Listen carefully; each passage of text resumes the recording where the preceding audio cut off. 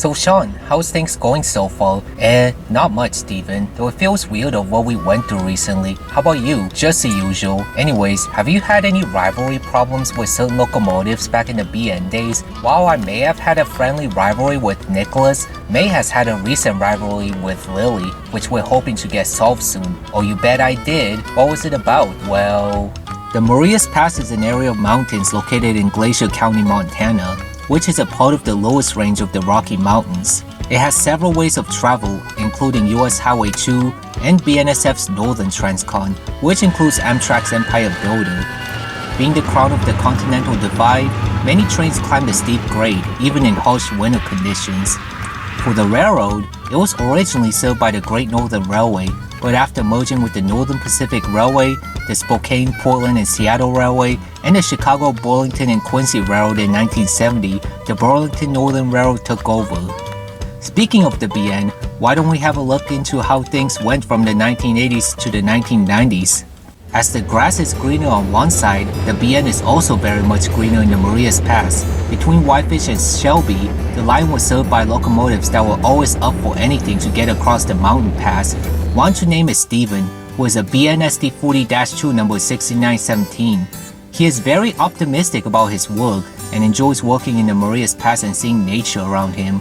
Despite his occasional nervousness, he is still careful with how he handles his jobs. And there's Tom, a BNGP 38-2 number 2093, who is Steven's best friend. While smaller in size, he is very wise and often gives tips to other engines, making him one of the most trustworthy helping hands. Though he often sorts out trains, he also works the locals on the Kalispell branch and on occasions pull mainline freights. Then there's Chris, a BNC 30-7 number 5017.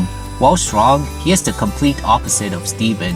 He has always been the egotistical type and often boasted about his powers, despite being notoriously mechanically faulty. He also displays jealousy towards the SD40-2s and keeps claiming his C30-7 clans will outshine them. Because of his attitude, he can often spark rivalry amongst others. One day, Steven was getting fueled at Whitefish when Tom returned from his work orders. "Hey Tom, how has it been?" Just the usual, sorting out trains here at Whitefish." "Yeah, just the same I guess. Though I did hear there's a freight train that's going to arrive here soon with a trio of C30-7s, and you're assigned to help them to conquer the Marias Summit." I wonder who they are. Hate to burst your bubbles, but one of them happens to be Chris. Ick, not him again. Yeah, that engine does get annoying with his constant babbling about his power, but don't worry, I have to also be transferred to Shelby, so you won't be alone. Yeah, but let's head to the yard siding so that Chris can pick us up with his train. Soon enough, Chris arrived with his freight train to pick Steven and Tom up.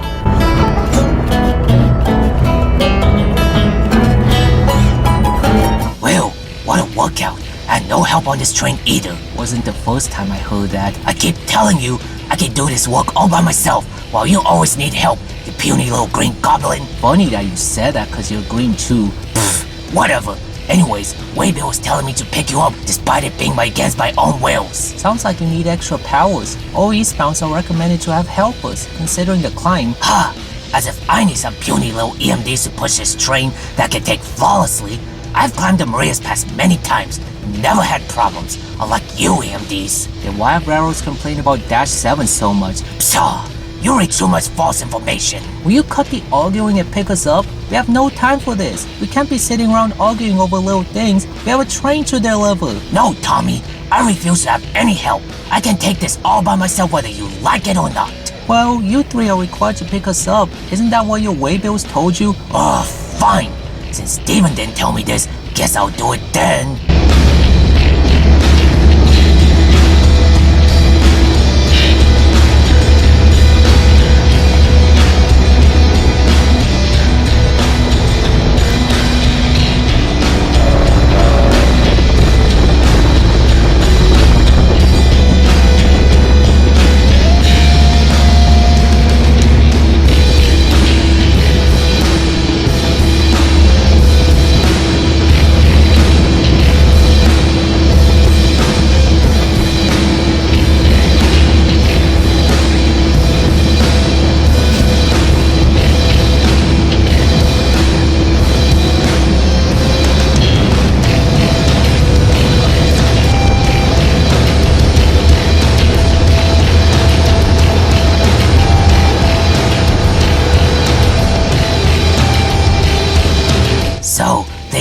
blow your weight off again? I've been doing it longer than you have, so I can take it no problem. Ha! Just wait to say that when you all of a sudden break down for pulling too hard.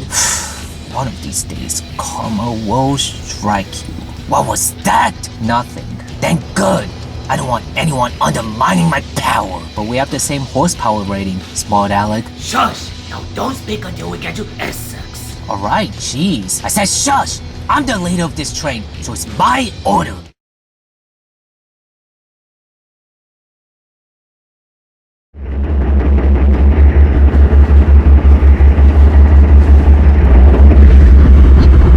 You both weren't even trying.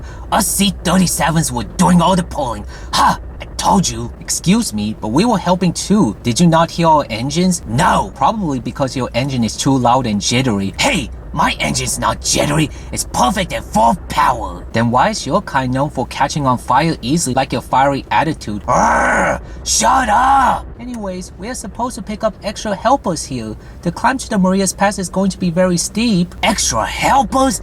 Ha! As if me and my C-37 clans here can do it just perfectly fine. Helpers are for weaklings like you. No, helpers are supposed to help you over the grade. You'll stall in the grade if you don't have them. It only take a miracle to get over the grade without helpers. Thanks, Grandpa. You just solved another one. Oh, will you just quit being so egotistical? When you whiny EMD stop crying over everything and accept our class as superior. Need any help? No! Well, you have to have us at the rear. It's rules, pal. I said no. We C-37s need no help. But Chris, they are— Shut up, Steven. I don't have to hear a word that comes out of a blowhole larger than a whale. You need help. No is no. Now, if you excuse me, I'm off to take this train to the other side of the Rockies. Good day.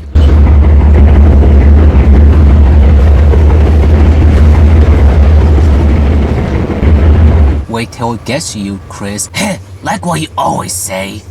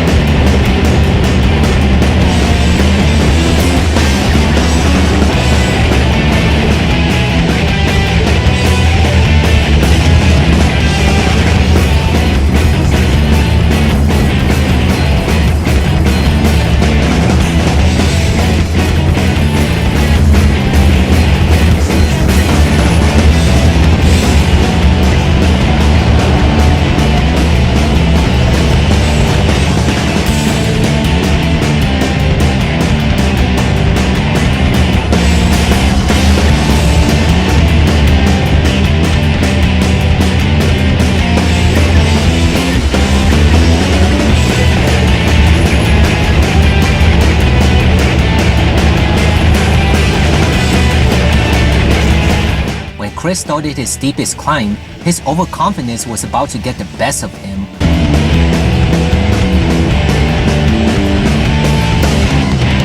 Whoa, what? Why am I feeling weak? I thought my power meant strong. Suddenly, Chris's turbocharger spewed out a lot of smoke. Ah, I feel like I can't move. Chris has come to a stop, unaware of what caused him to stall. How could a strong engine like me be reduced to idiots like you two back there? That's what happens when you have too much overconfidence. Exactly. You know the law of physics. What comes up must go down, as Isaac Newton said. Oh, shut up, George Jefferson and Thomas Edison. Why, thank you for comparing me to the father of all trains. I'm so delighted about that. And you do realize that you compare me to the genius, right?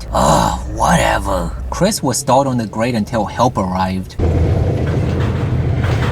Alright, Chris, we are coupled and you can proceed. Fine. Can't believe my power has underestimated me.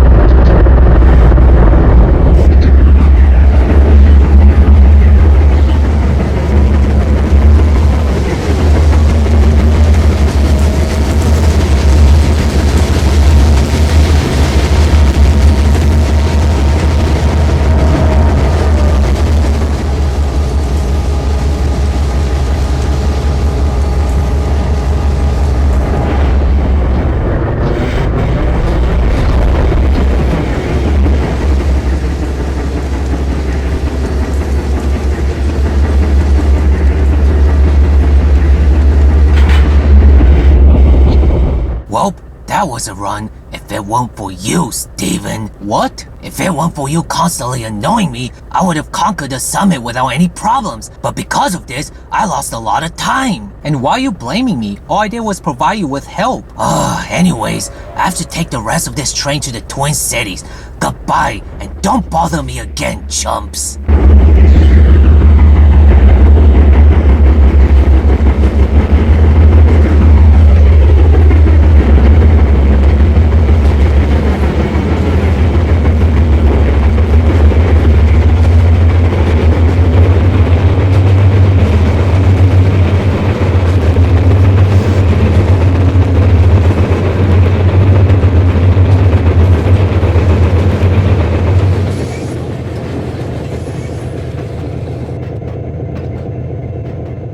Well, another day in my life. I know, right? He clearly doesn't get the idea of the climb, probably because he's too consumingly dumbfounded by his power. And that's what happens when he takes too much confidence in his strengths. Karma is there. Yep, but let's get refilled for our next run.